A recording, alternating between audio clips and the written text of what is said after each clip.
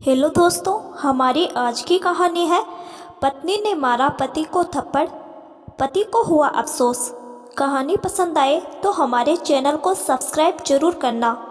ना जाने कब ये सब रुकेगा, कब मैं इस जंजाल से बाहर निकलूंगी।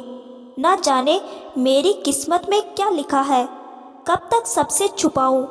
आज तो किट्टी में भी जाना है, मैं जाने से भी मना नहीं कर सकती क्योंकि किट्टी भी मेरी ही है, लेकिन इस निशान के साथ। लेकिन मैं भी क्या करूं, ऐसे निशान तो रितेश हर दूसरे तीसरे दिन देता है, उसे छोड़कर भी नहीं जा सकती। जाऊंगी भी कहाँ, मेरा रैन बसेरा ही कहाँ होगा। पापा की खराब सेहत के चलते पढ़ाई पूरी होते ही शादी हो गई, कभी नौकरी की ही नहीं, और अब तो रितेश भी नौकरी नहीं करने देता। ना जाने कौन सा डर है उसे। ये किट्टी भी कितनी मुश्किल से शुरू की है, वो तो आने ही नहीं देना चाहता था, लेकिन कभी कभी तो उसका मूड ठीक होता है। बस उसी समय उसने हाँ कर दी थी, लेकिन अब मैं क्या करूं, मेकअप से भी कितना छुपाऊंगी।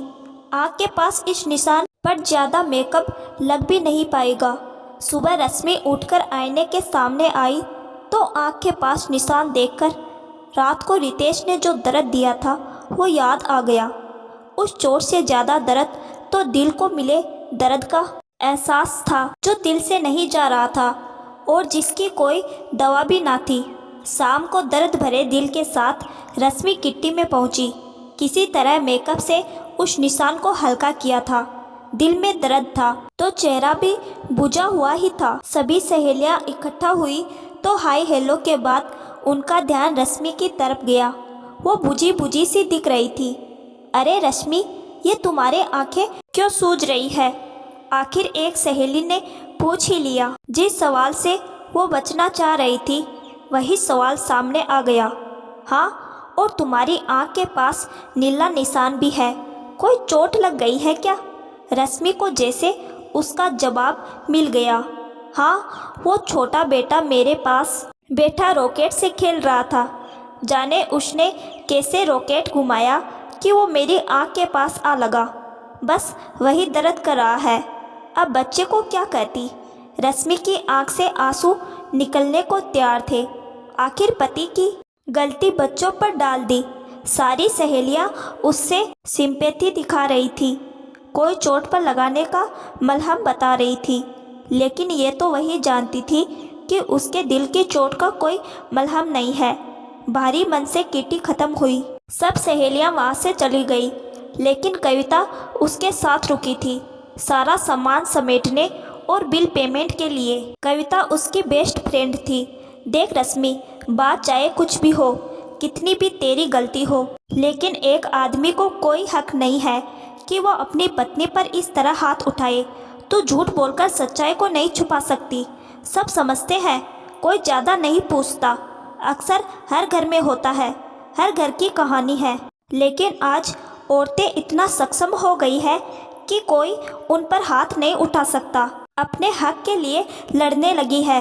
तू भी पढ़ी लिखी है, इतनी पढ़ी लिखी होकर क्यों ये सब सह रही है? प्यार अपनी जगह है, लेकिन ये तो हैवानियत है। तुम कोशिश करो, तुम्हारे हर कदम पर मैं तुम्हारे साथ हूँ। तुमने पीएचडी कर रखी है, तुम्हें नौकरी आसानी से मिल जाएगी, लेकिन उसके लिए तुम्हें अपने अंदर आत्मविश्वास लाना होगा, अपना आत्मसम्मान जगाना होगा, तभी कुछ हो सकता है।